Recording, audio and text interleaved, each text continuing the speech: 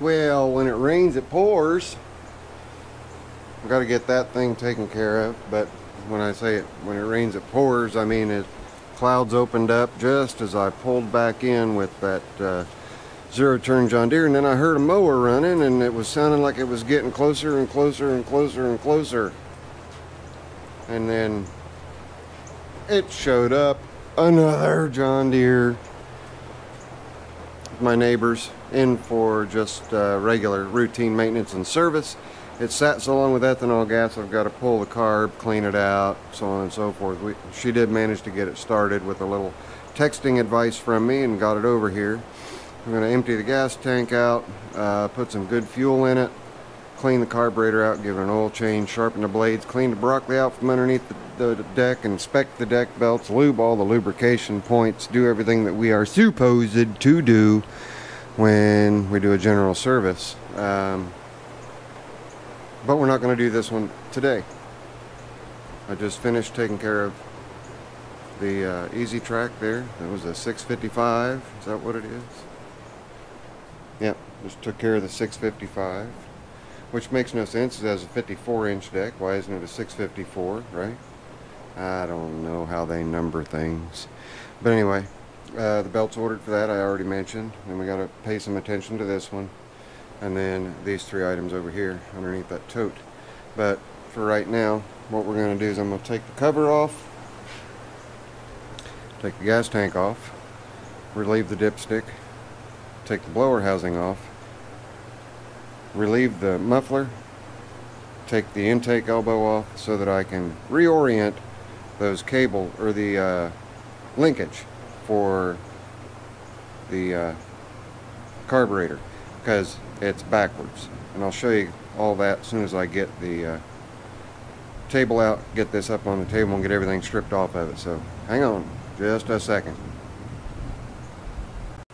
Alright gang, I've got the throttle plate loosened up here. Just a couple of little 5/16 bolts hold that on, a couple copper washers to go in between the two. I'm just going to lift it up. It's still attached to the governor arm via the spring, and here's the rod, and the rod has two twists in it to allow these two to be, that will allow these two here to be stops for high and low throttle. Just bend them to get them where you need them, is my understanding. I'm just going to lift that out of the way gently, and you can see right here that this throttle rod is here.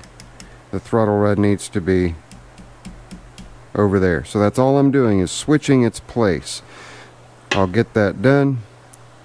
We'll set it back down on the ground, start it up, see if we throttle up and throttle down successfully. This is a new carburetor.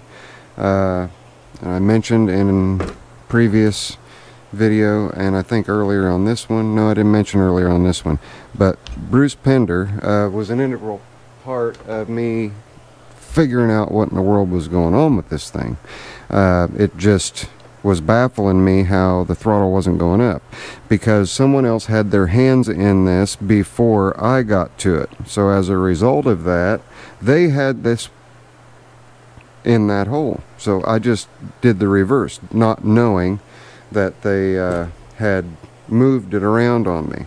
So let me pull this cable back a little bit, see if that'll hold that back out of the way. Yeah, that'll work.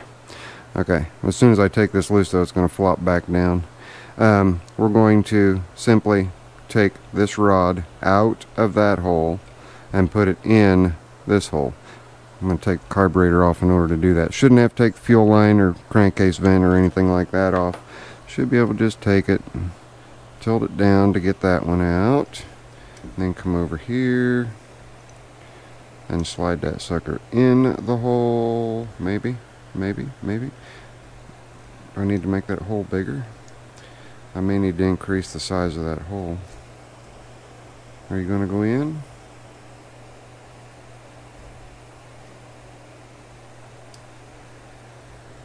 Yeah, it's going in. It's going in slow though. Kind of cranky. I'm going to make that hole just a little bit bigger. I know it's just about out of view. I'm going to make that hole just a little bit bigger so this has a little more room to move around. So give me just a minute. Let me get that drilled out. Alright, you can see there I just opened up the size of that hole about equal with this one so I can get this rod in here a little bit more readily. Let's get that out of the way. I'll get this up over here. If I hold my tongue right, in it goes. Now I'll lift this up so that I can situate the intake back in place, and hopefully we can just throw this sucker right back together and have everything play nice and have it throttle up the way that it is supposed to. And if anybody's wondering, yes, new gaskets were installed, whole new carburetor, brand spanking new carburetor, and it did start and run, it just wouldn't come off of idle. So like I say, thanks to my good buddy Bruce Pender, we should be golden and back in business with this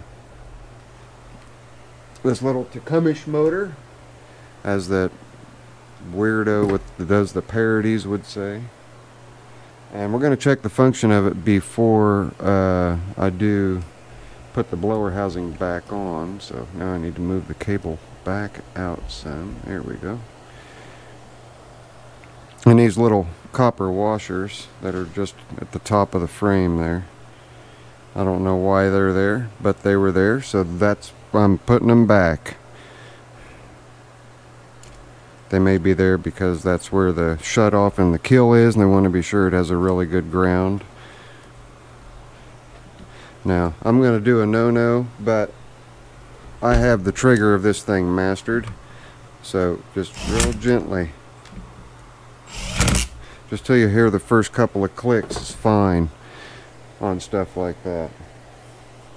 And then I will come back through with my wrench and just make sure that I'm where I need to be tight-wise. Yeah, see, still I had quite a ways to go before I had them tight enough. There we go. Alright, now let me just operate the throttle real quick and see what we've got here, okay? Are you ready? There's full throttle, no throttle, full throttle, no throttle, full throttle. Okay, I can definitely feel a difference. So let's take a look and see. Once I get it assembled, we'll take a look and see how she runs. And I may have to adjust my high speed and low speed, but we'll see. Stay tuned. Alright, pardon the light. Let's see if she don't start. Couple pumps of the primer.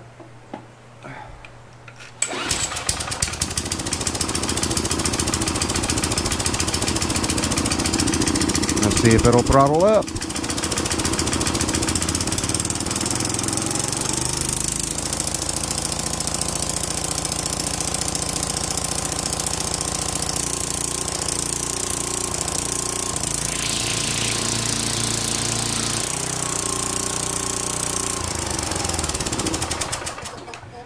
Finally, we got that little guy going.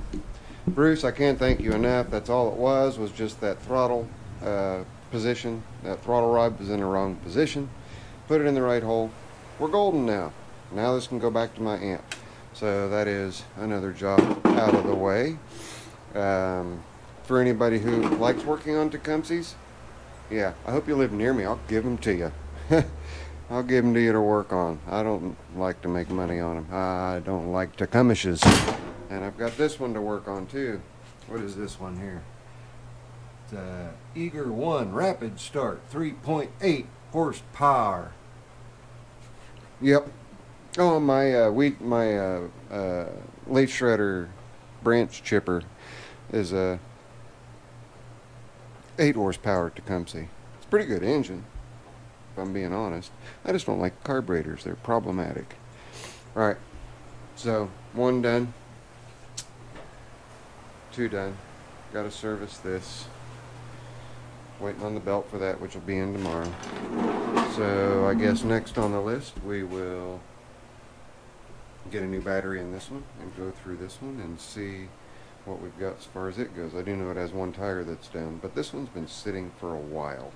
So at first we thought this was the one with the oil issue. It is not the one with the oil issue. So another thing that we have to do with this one is the wheel adjuster pops out.